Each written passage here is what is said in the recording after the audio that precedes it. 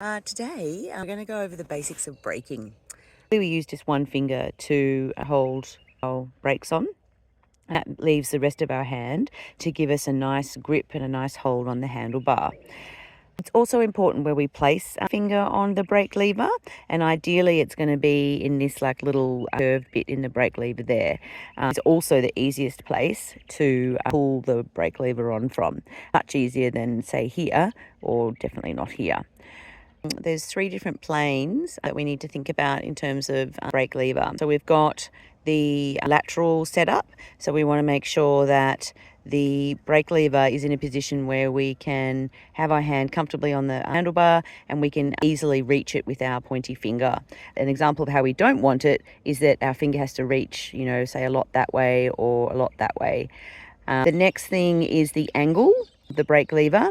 So ideally we want it in a position where our wrists don't get sore after lots of riding. The position that mine's at the moment is pretty standard, so it's not up like this, which does lead to a sore wrist, and it's not all the way down, which probably would also lead to a sore wrist.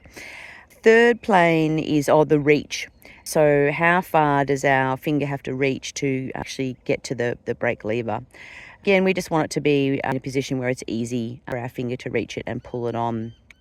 I'm lucky enough to have a little dial here that I can use to move it out or move it in. Remember that there are three different types of braking.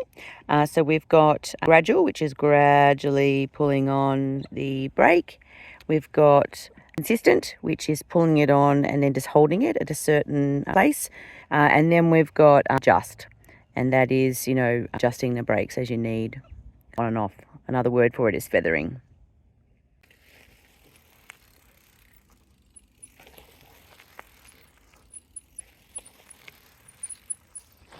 And something else to think about is that the front brake is great for slowing down or stopping.